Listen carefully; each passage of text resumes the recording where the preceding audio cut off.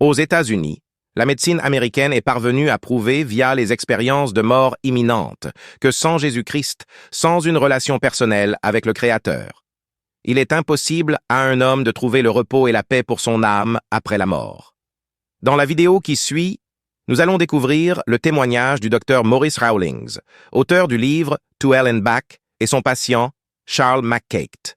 Son expérience avec ce patient et d'autres histoires contenues dans cette vidéo prouvent que Jésus-Christ est le seul qui peut vous garantir la paix, le repos et la tranquillité de votre âme dans le paradis de Dieu, si vous le recevez dans votre cœur de votre vivant. Après la mort, ce sera trop tard, et ce sera dommage, car Jésus, de son vivant, a payé le prix fort, le prix inimaginable pour que vous ayez accès gratuitement au paradis. Une seule question que vous devriez vous poser après avoir regardé cette vidéo est la suivante. Où votre âme ira si vous quittez ce monde aujourd'hui? Jean 14, verset 6. Jésus lui dit, « Je suis le chemin, la vérité et la vie. Nul ne vient au Père sans passer par moi. » J'ai commencé à être intéressé par les expériences de la vie après la mort quand j'ai vu un cas infernal. J'examinais un patient qui souffrait de la poitrine. Je devais savoir si cette douleur avait une origine cardiaque ou non. Il a passé un électrocardiogramme et pendant qu'il courait sur le tapis roulant pour accélérer les battements de son cœur au point de réveiller la douleur, la provoquer, pour ensuite l'enregistrer sur les différents appareils qui ceux-ci s'affolent. Le diagnostic est facile, c'est le cœur. Mais contrairement à la plupart des patients, ce type est tombé raide mort pendant l'exercice, mais le personnel était qualifié. Une des aides-soignantes lui a mis un masque à oxygène et fait du bouche à bouche pour le faire respirer. Son cœur s'était arrêté, il ne respirait plus, et je lui faisais un massage cardiaque. Malheureusement, il faisait une sorte de blocage cardiaque. Suite au massage, ses yeux se convulsèrent, et il bougea la tête, devint bleu. De nouveau, sa respiration s'arrêta, et son cœur s'arrêta de battre. Certains patients reviennent, alors il faut continuer, essayer de les sauver. Il eut d'autres convulsions et il dit « Docteur, je suis en enfer ». J'ai répondu « Voyez-vous, je n'y peux rien, moi je suis médecin ». « Docteur, vous ne comprenez pas ». Et encore une fois, ses yeux se convulsèrent. Son visage se mit à trembler. Devint bleu, les battements de son cœur s'arrêtèrent encore. Une infirmière me dit « Faites quelque chose, il est mourant. C'est son dernier vœu, on ne peut pas l'ignorer. » Il venait de dire « Docteur, priez pour moi, empêchez que j'aille en enfer. » Quand vous ne faites plus le massage, je retourne en enfer. Ceci est un cas de mort clinique répété sur un même patient. J'ai dit « D'accord. » Je bluffais, je savais pas quoi dire. J'inventais une prière pour me libérer de ce vœu. Allons répéter. Dites ceci, je crois que Jésus-Christ est le Fils de Dieu. Seigneur, pardonne-moi mes péchés, garde-moi loin de l'enfer. Si je meurs, accepte-moi au paradis. Allons répéter, et il répéta. Mais si je vis, je promets de t'appartenir pour toujours. Et c'est ainsi converti grâce à une prière fabriquée toute pièce. Allongé sur le sol, au lieu de se contorsionner, d'avoir les pupilles qui se dilatent, de crier « Libérez-moi d'eux !» il repose tranquillement. Il semble rasséréné en paix. Dieu sait ce qu'ils ont vu de l'autre côté.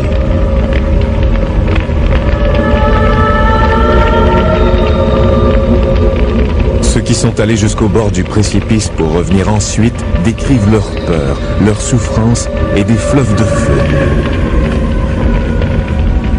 Ils parlent des visages hideux des damnés et des plaintes lugubres des âmes égarées.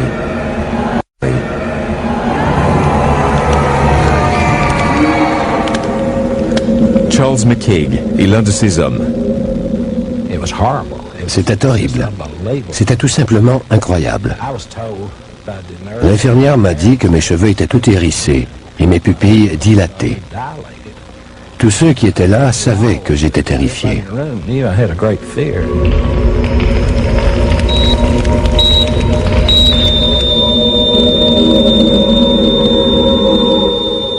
Les descriptions de McCaight et des autres rescapés ont permis au docteur Maurice Rawlings, un éminent cardiologue et professeur de médecine à l'université Chattanooga, au Tennessee, d'écrire un livre. Même s'il ne croyait ni en Dieu ni au diable avant cette journée fatidique de janvier 77.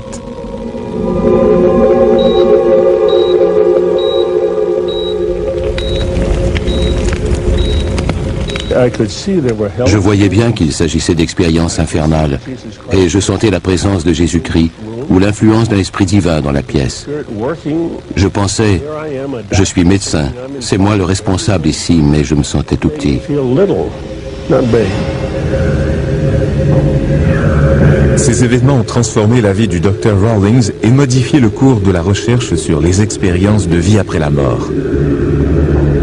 Des expériences vécues la plupart du temps par des gens morts sur la table d'opération et qui ont pu être réanimés.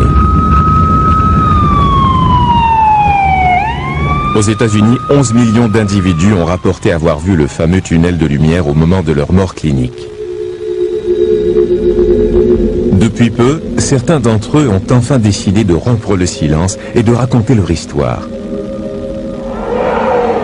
Selon le Dr Rawlings, beaucoup d'entre eux ont vu l'enfer, préférant ensuite oublier cette insoutenable vision, preuve tangible de l'échec de leur vie terrestre. Qui va avouer qu'il a complètement raté sa vie? On n'en parle même pas à ses parents ou à sa famille. Quelques-uns en profitent pour réformer leur cœur. D'autres subliment cette expérience négative ou doivent l'enfouir dans leur mémoire pour arriver à la tolérer. Rawlings prend connaissance du phénomène le jour où Charles McCaig meurt plusieurs fois dans son bureau des suites d'une crise cardiaque.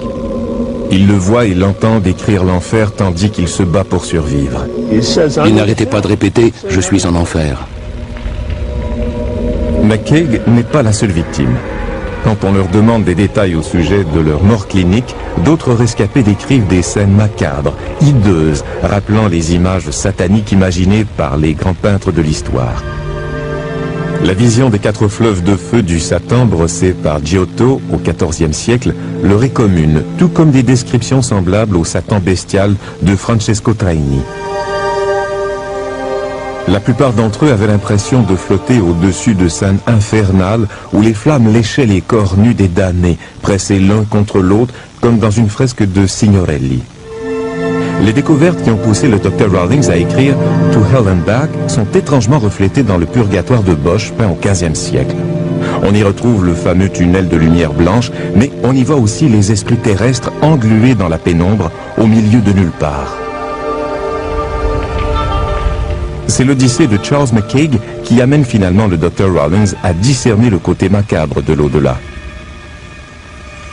En janvier 1977, souffrant de douleurs thoraciques, McCaig se présente à son centre de diagnostic. J'étais au centre de diagnostic parce que je croyais que j'avais fait une crise cardiaque au travail. Il voulait me faire passer une épreuve d'effort avant de me renvoyer chez moi. Pendant l'épreuve, j'ai regardé les signaux du moniteur et j'ai compris que ça n'allait pas. La ligne ne zigzaguait pas du tout, comme si mon cœur avait cessé de battre. C'est à ce moment-là que je suis tombé. Une des infirmières lui donnait de l'oxygène et une autre a commencé le bouche à bouche, pendant que je lui faisais un massage cardiaque.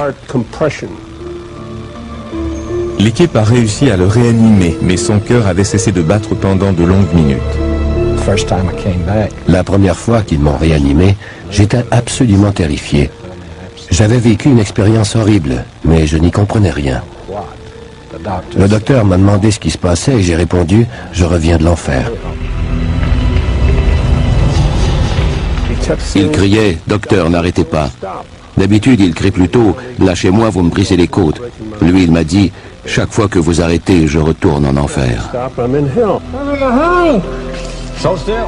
Rawlings et son équipe sont impressionnés par la terrible frayeur de McCaig, une frayeur bien supérieure à celle de tout autre patient. Il se débattait. Il disait voir les feux de l'enfer, des démons, des êtres qui le pourchassaient. Et il répétait « Je suis en enfer, priez pour moi ».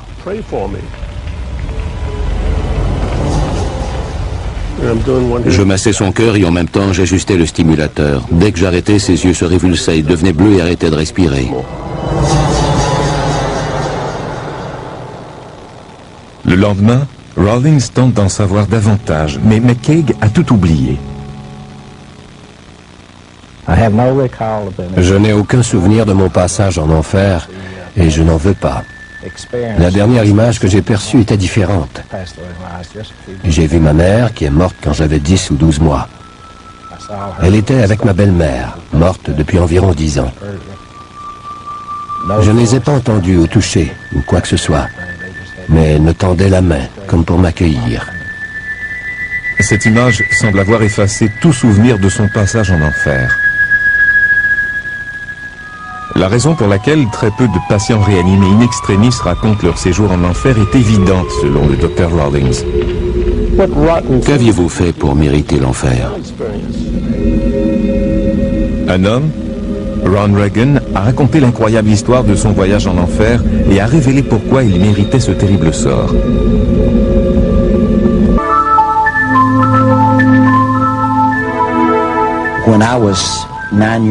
À l'âge de 9 ans, je vivais dans les montagnes du Tennessee. Nous étions très pauvres. Mon père n'était pas religieux, il était alcoolique et violent. Il passait son temps à crier, à jurer et à nous battre.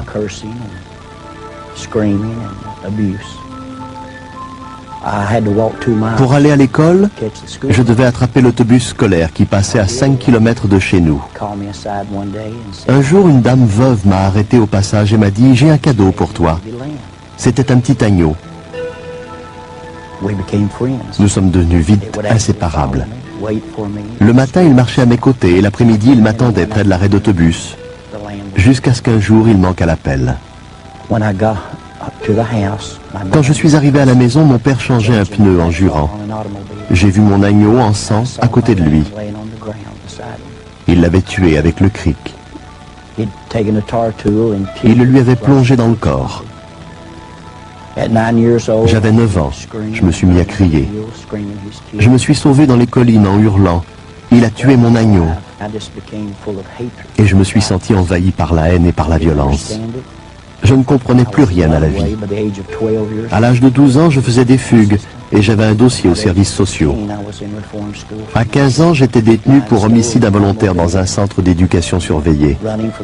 J'avais volé une voiture et en fuyant la police, j'avais eu un accident. Il y a eu des morts. On m'a enfermé jusqu'à l'âge de 18 ans. Durant tout ce temps, j'étais habité par la haine, la colère et la violence.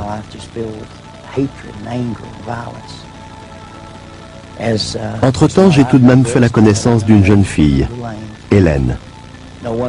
Personne ne voulait de moi à cause de mon caractère violent. Mais elle aperçut un autre aspect de moi. Et en 1964, nous nous sommes mariés. Elle avait 15 ans et moi 17. Nous n'avions pas d'argent, pas de travail, nulle part où habiter. Alors nous sommes partis à l'aventure.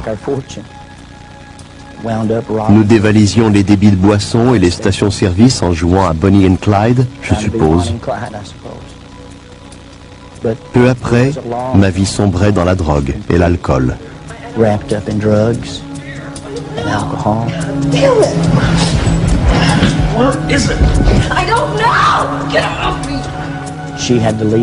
Elle m'a quitté à cause des sévices que je lui infligeais. Ça devait faire 8 ans que je traînais dans les rues d'Atlanta en Géorgie. Je faisais partie d'un groupe de motards, les Iron Cross Bikers. Et je pensais que ce style de vie violent me convenait bien.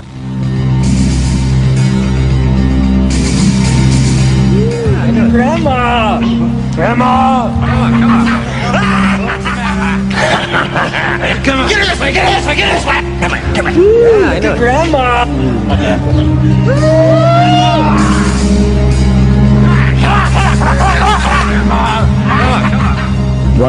Un matin, je me suis réveillé dans la prison de Fulton Tower, à Atlanta. Ils m'ont dit, on n'en finit pas de t'arrêter pour coups, blessures et usage illégal d'une arme à feu. On a décidé de t'interroger au sujet des meurtres qui ont eu lieu ici, à Atlanta. Je ne savais même pas si j'étais coupable.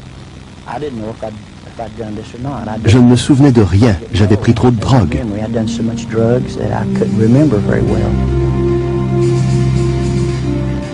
Le lendemain, tandis qu'on l'amène au tribunal, il s'enfuit par une porte dérobée et prend l'autobus jusqu'à Knoxville. Il se réfugie auprès de son ex-femme et de son fils de 6 ans. Quelques jours plus tard, bourré de drogue, il attaque un homme à la porte d'un magasin. Son fils est témoin de l'agression. J'ai senti la haine m'envahir et je l'ai frappé.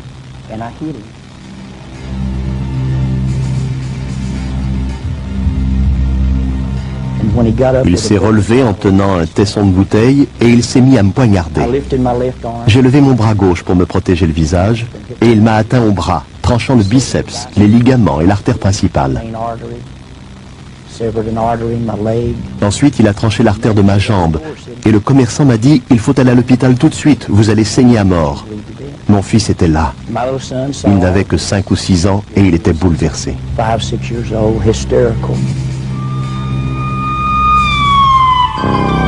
Quelques minutes plus tard, affalé au fond d'une ambulance, Reagan meurt et se retrouve aux portes de l'enfer. L'ambulancier m'a regardé et il m'a dit « Croyez-vous en Dieu ?» Je ne savais même pas de quoi il parlait. Sir, do you know the Lord? Jesus? I don't know any Jesus. Well, you better talk to him. He's in a serious condition. Damn you! And in a matter of minutes, l'instant d'après, j'étais au milieu des flammes, comme si l'ambulance avait soudainement explosé. Je sentais l'odeur du feu, ou plutôt un mélange de soufre et de fumée. J'entendais des cris. Au bout d'un moment, j'ai eu l'impression de survoler les flammes. Et je me suis retrouvé au-dessus d'un petit lac entouré de falaises.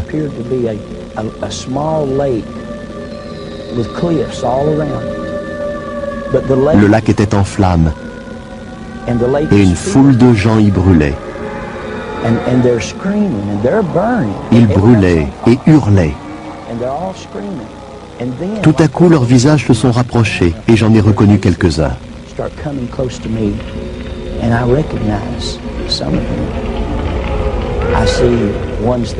Certains d'entre eux étaient morts d'une surdose ou avaient pris le volant un soir d'ivresse. D'autres avaient été tués durant un vol à main armée ou au cours d'une bagarre. Ils criaient tous mon nom. « Ronnie, ne viens pas. Tu ne pourras plus repartir. » Je les entendais, je respirais cette odeur, mais je ne comprenais rien. Je ne connaissais pas encore la peur. Ma vie était remplie de violence et de haine. On m'avait tiré dessus, on m'avait poignardé, mais je n'avais jamais eu peur. À ce moment-là, j'ai sombré dans l'inconscience. Pendant des heures, des jours, des semaines, j'ai été incapable d'oublier cette vision. En sortant de l'hôpital, je me suis saoulé. J'ai pris de la drogue. Mais ça n'a servi à rien. Je n'arrivais pas à oublier. Dès que j'éteignais les lumières, je revoyais cet horrible spectacle.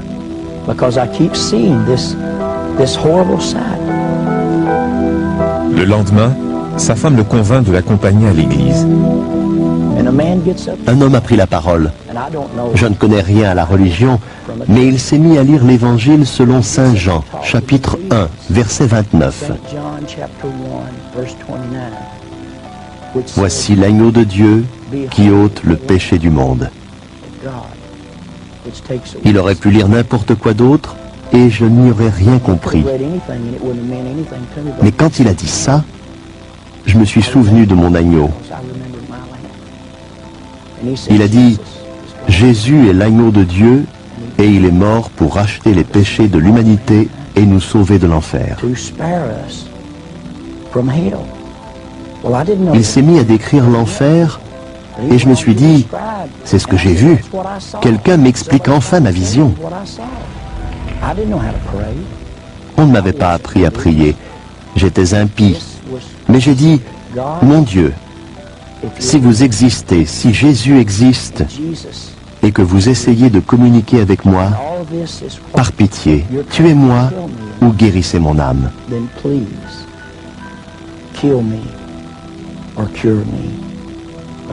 Je ne peux plus vivre comme ça. Je suis un père indigne et un mauvais mari. Je n'arrive même pas à garder un emploi. Par pitié, tuez-moi ou guérissez mon âme. Ce matin-là, j'ai pleuré.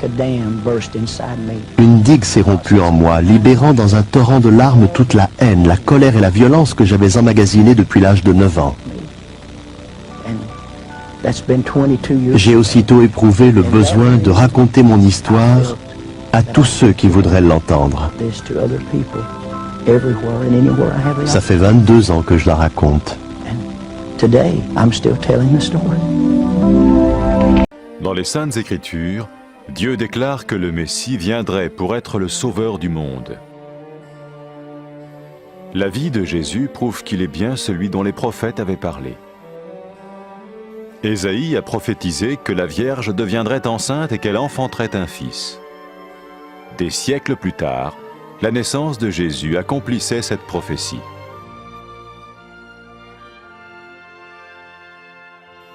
Les Saintes Écritures déclaraient que le saint à naître serait appelé le Fils de Dieu.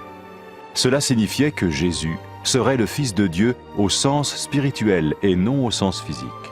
Nous le voyons par sa manière de vivre. Il a guéri des malades, il a pardonné leurs péchés, les a ramenés à Dieu et leur a promis une place dans le royaume éternel de Dieu. Il s'est offert lui-même en sacrifice pour le péché à leur place. Puis il est revenu à la vie, victorieux sur la mort selon le plan de Dieu. Jésus a dit « Personne ne me prend la vie, mais je la donne de ma propre volonté. » La vie de Jésus n'a pas seulement accompli les écrits des prophètes, mais elle a aussi confirmé la vérité de la sainte parole de Dieu. Les prophètes avaient écrit « Ta parole, ô mon Dieu, est parfaite, elle dure à toujours. » Jésus lui-même a dit « Le ciel et la terre disparaîtront, tandis que mes paroles ne disparaîtront jamais. » Jésus est venu pour nous donner la vie dans toute sa plénitude. Et quand l'homme a désobéi à Dieu dans le jardin d'Éden, il a choisi sa propre voie et ses actions l'ont séparé du Créateur.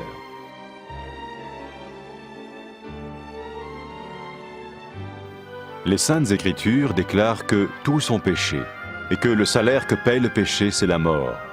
Il s'agit de la mort spirituelle, éternelle séparation d'avec Dieu.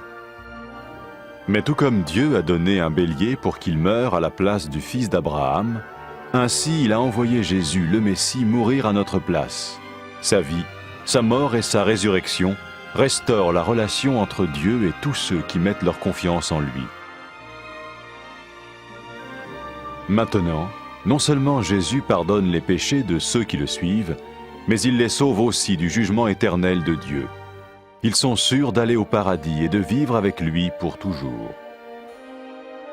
C'est cette vie et cette liberté de la culpabilité et du pouvoir du péché que Jésus offre à chacun aujourd'hui. Cela ne veut pas dire suivre une religion, mais choisir d'avoir foi en Jésus qui dit « Je me tiens à la porte et je frappe. Si quelqu'un entend ma voix et ouvre la porte, j'entrerai chez lui. » Cela veut dire se tourner vers Dieu et croire que Jésus vient dans nos vies pardonner nos péchés et nous rendre tels qu'il veut que nous soyons. Il ne suffit pas d'approuver intellectuellement ce qu'il dit, ni de vivre une expérience émotionnelle. Nous le recevons par grâce, au moyen de la foi, par un acte de notre volonté. Lorsque quelqu'un est prêt à suivre Jésus le Messie, il peut lui parler par une simple prière. Vous sentez un soutien, vous sentez que votre vie n'est pas une vie normale. Vous sentez que vous êtes porté. C'est gratuit. Il ne vous demande rien. Il vous demande juste d'ouvrir votre cœur et d'oser croire en lui. Osez croire. On ne demande ni d'argent. On vous demande pas une souffrance particulière. On vous dit faites confiance et croyez. Essayez. Vous n'avez rien à perdre. Essayez. J'ai essayé. Ça fait plus de 20 ans que je suis dedans. Et je ne repartirai pour rien au monde. Aucun milliard au monde ne me fera changer d'avis et me séparer de lui. Impossible. Donc, osez Jésus avant qu'il soit trop tard. Osez. Ne le faites pas demain. Faites-le maintenant. Et quand la fin de votre vie arrivera, parce qu'elle arrivera pour tout le monde, pour moi et pour les personnes qui me regardent, ou même pour les personnes qui sont derrière cette caméra, au moins vous serez sûr que vous partez avec celui qui vous a donné une nouvelle vie. Cette vie peut commencer maintenant, dès que vous l'acceptez, et cette vie continuera après que la mort soit venue. La mort n'est qu'un passage pour une autre vie beaucoup plus belle. Mais vous avez la possibilité d'oser cette nouvelle vie maintenant, tout de suite. Faites-le maintenant, tout de suite. N'attendez pas demain, ni après-demain. Faites-le maintenant, tout de suite. Prenez 1 minute et faites-le. Je vous en prie, vous ne serez pas déçus.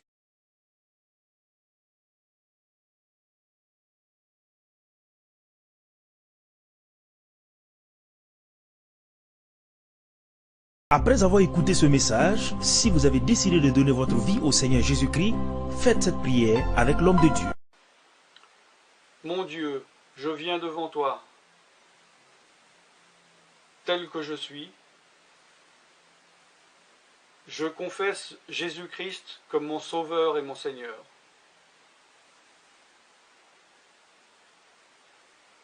Je crois qu'il est mort sur la croix pour mes péchés, qu'il a porté ma condamnation. Il a porté mes péchés et mes maladies. Que Jésus-Christ est le Roi des rois et le Seigneur des seigneurs. Qu'il est le Fils de Dieu. Qu'il est maintenant ressuscité et assis à la droite du Père. Et il prie maintenant pour moi. Je me suis détourné de mes péchés et je veux obéir à ta parole.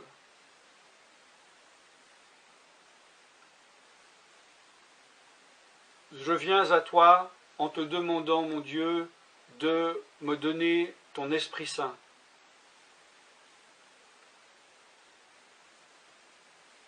Remplis-moi de ton esprit, afin que tu ne sois plus à l'extérieur de moi, mais que tu viennes habiter en moi.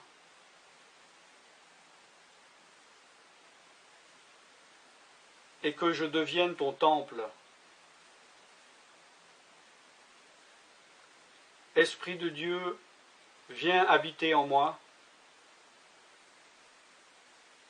Purifie-moi, lave-moi, sanctifie-moi, rends-moi pur, transforme-moi à l'image de Dieu. Je te remercie car je crois que tu m'as donné ton esprit, car tu ne mens pas. Et tu as dit dans ta parole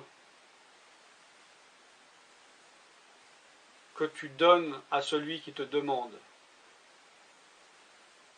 Je fais cette prière au nom de Jésus-Christ. Amen.